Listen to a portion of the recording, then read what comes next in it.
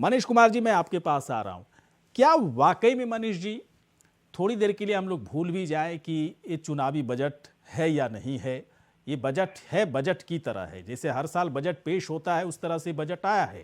तो इस बजट से हमारे देश की जो वर्तमान परिस्थितियां हैं उसके मद्देनजर इस बजट से क्या देश की जनता की उम्मीदों पर खरा उतरता दिख रहा है? आपको क्या लग रहा है सर, बताइए।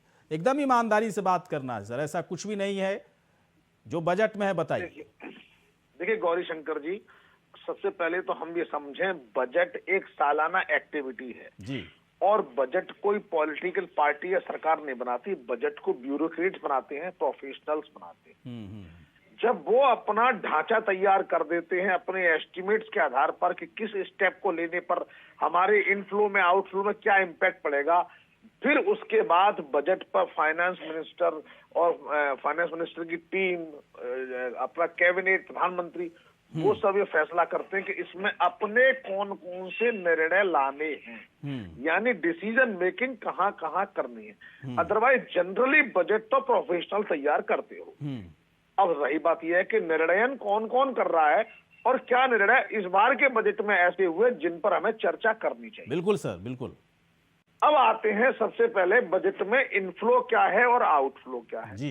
देखिए, हमें ये जान लेना अत्यंत आवश्यक है। हमारे बजट का सबसे बड़ा दुर्भाग्य ये है कि हमारे ऊपर कर्जे का इतना बड़ा बोझ है जो पिछले कई 60-70 सालों में इकट्ठा हो गया है, जिसमें भाजपा भी शामिल है, कांग्रेस भी शामिल है, जनता पार्टी भी शामिल है, सब शामिल है। और वो कर्ज इतना है कि आज 40% से अधिक इनफ्लो जो बजट का आता है रेवेन्यू का, वो हम इंटरेस्ट और प्रिंसिपल की इंस्टॉलमेंट चुकाने में ही चला जाता है।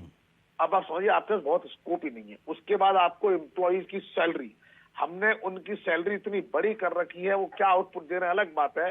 सैलरी, पेंशन और डिफेंस, अगर इनको निकाल देते तो हमारे पास बजट में बहुत थोड़ा सा एरिया बचता है जहां पे इंटरप्ले करने की ऑप्शन है। तो यानी खर्चे में हमें थोड़ा सा, चाहे उसे हम इंफ्रास्ट्रक्चर बना लें, लॉजिस्टिक्स के लिए सड़क बना लें, या हम उसके लिए कार्गो बना लें, या ट्रेन बना लें, चला लें उसमें, या उसमें नए इंफ्रास्ट्रक्चर तैयार कर लें, या हम किसानों को गिफ्ट दे दें 2000 रुपए, या हम किसानों के लिए, एमएसएमई के लिए लोन फैसिलिटी क्रिएट कर दें, हमारे पास उतना स्कोप होता है। अब आते हैं इनफ्लो में, तो वहां सरकार ने क्या किया, इस पर चर्चा कर लेंगे, चर्चा चलेगी।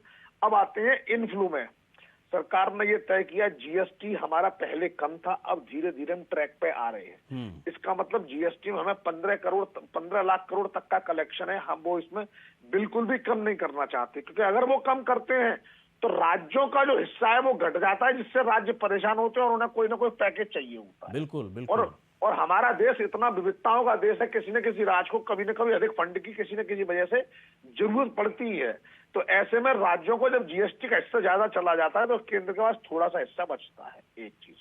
उसके बाद एक कॉर्पोरेट टैक्स, एक इनकम टैक्स, और उसके बाद एक्साइज, कस्टम और other receipts.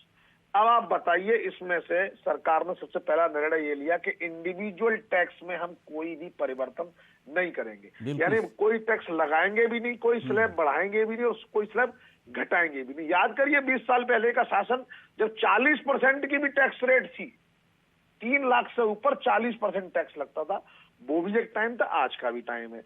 Nirmala Sitharaman ji finance minister ने बड़ा स्पष्ट कहा, मुझे सुनने में पहले तो र्यूट लगा, बट कहीं ना कहीं कड़वी सच्चाई थी कि ये कोई बड़ी बात नहीं है कि हम टैक्स लगा नहीं रहे कोई नया।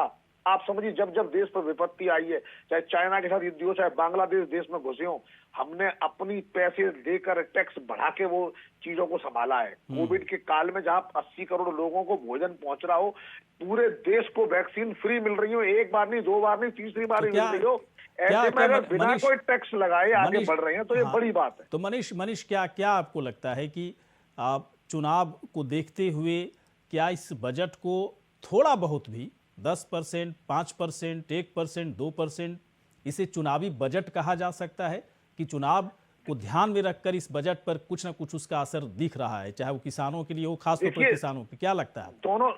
दोनों तरीके से समझिए। विपक्ष तो कहेगा आपने गरीबों के लिए कुछ नहीं किया, और अगर गरीबों के लिए लोक लुभावन बजट बना देते तो सब लोग कहते मोदी जी चुनाव हार रहे थे और उत्तर प्रदेश, पंजाब और उत्तराखंड को जीतने के लिए बहुत बढ़िया इन्होंने लोक लुभावन बहुत अच्छी बात मनीष जी, आपने आपके जरिए जो बात आई ना, दरअसल देखिए मैं यही कहना चाहता हूं कि थोड़ा सा बजट के बारे में समझिए। बजट पर हम लोग तमाम तरह की, है ना, मैं तो पत्रकार हूं, मुझे देखने सुनने का मौका मिलता है कि सवाल कुछ पूछिए, लेकिन जिसको जो कहना होता है, जो राजनीति करनी होती है, उसी हिसाब से उसका आंसर देता है। लेकिन आपकी बात से मैं बड़ा सहमत हुआ। जी जी सर, अभी एक दो बात और लूंगा। बोलिए सर। अब देखिए, इसी के साथ इनकम टैक्स में कई ऐसे छोटे छोटे चेंजेस किए जो आम जनता को धीरे धीरे समझ में आएंगे। बतौर चार्टर्ड अकाउंटेंट मेरे को जल्दी पता लगता है, जैसे किसी के रेड पड़ती है और वो उस रेड के मजबूरी में इनकम टैक्स में कोई डिक्लेरेशन देता है कि साहब मेरी 50 करोड़ 40 करोड़ इनकम और मान लो, अगर उसकी बुक्स में कोई पुराना लॉस है तो वो सेट ऑफ नहीं करेंगे। इस तरीके से क्रिप्टो करेंसी पर टैक्स लगा दिया। हाँ, घाटा होने पर भी आपको पैसे देने पड़ेंगे 30%। हाँ, ये इसको उन्होंने सिंपली इलीगल एक्टिविटी की तरह माना, जुआ की तरह। हाँ। यानी जुए की प्रॉफिट पर तो टैक्स है, और अगर घाटा है तो प्रॉफिट से एडजस्ट नहीं होगा। तो एक तरीके से उन्होंने इसको परमिट कर दिया कि आप अगर कर रहे हो तो आपको टैक्स तो चुकाना है, लेकिन आने वाले समय में चलिए मैं आता हूं थोड़ी देर के बाद मनीष जी आपके